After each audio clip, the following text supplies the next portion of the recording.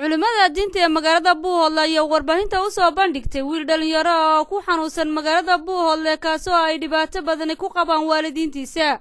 wiilkan dhalinyarada oo lagu magacaabo Maxamed Jibriil Cabdi ayaa kamid ahaa ardayda wax ka barata dugsiyada magaalada Buuhoodle waxaana soo wajahay xanuun dhanka dhimirka kadib markii uu nabar madaxa kaga dhacay 2 sano ka hor sida ay sheegeen waalidiintiisa. Sheekh Mukhtaar Axmed Xaaji Faarax oo kamid ah culimada waaweyn ee magaalada Buuhoodle ayaa ugu baaqay dadka muslimiinta in ay soo caawiyaan wiilkan xanuunsan si dhakhtar loogu qaado. Bismillahir Rahmanir Rahiim. Alhamdulillahi Rabbil Alamin wassalatu wassalamu ala ashrafil anbiya wal mursalin sayyidina Muhammad wa ala alihi wa ashabihi wa atba'i ila yawmiddin.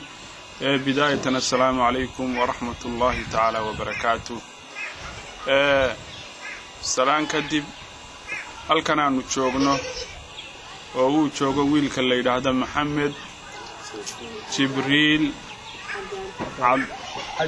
Cabdi Maxamuud oo xanuunsanaya sida hadda hooyadii ay inoo sheegtay muddo 3 sanadood ayuu wiilkaasi xanuunsanayay xanuun maskaxda ah haya meelo badan oo dalka gudihiisa baa la mariyay wiilka waxba kama aysan hirgelin in caafimaadkiisa wax laga qabto reerka uu ka dhashayna waa reer danyar oo sabool ah in badanna way la tacaaleen oo la dadaaleen marka walaalaha muslimiinta ah waxaanu galabta annagoo ku sugan magaalada Buuhoodle ku boorinaynaa ama aanu ka dalbanaynaa in meel kasto ay joogaan ay soo caawiyaan wiilka xanuunsanaya oo u baahan dhakhtar loo qaado aadna runtii loogu dhibaataysan iyo aad aragtaan 4 adin baynu ka xidhan yahay oo gacan qaadkiisu u badan yahay waxaanu walaalayaal idinku boorinaynaa in wiilka xanuunsanaya dhalinyarada islaamnimada lagu soo caawiyo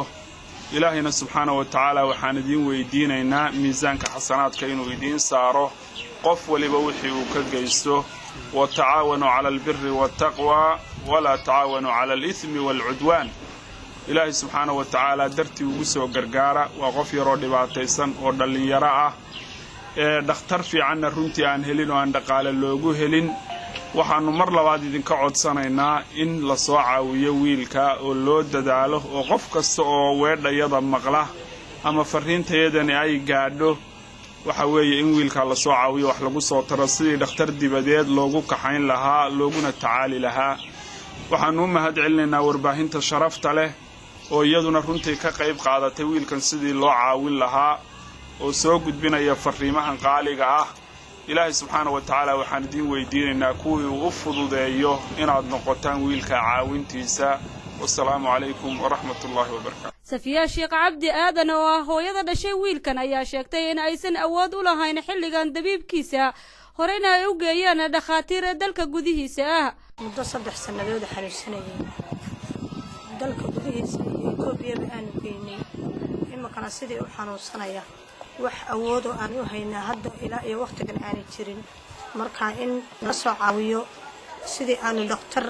aan ugu qaadi lahayn. wiilkan dhalinyarada ku xanuunsan magaalada Buuhoodle ayaa ka soo jeeda qoys danyar ah wuxuuna ka xiran yahay 2 lugood iyo 2 gacmood iyadoo uu gacan qaadkiisu aad u badan yahay dad badan oo heelada ahna uu waxyeelay muddadii uu xanuunsanaa. Mariyuun Axmed Xasan Soomaaliya TV magaalada Buuhoodle.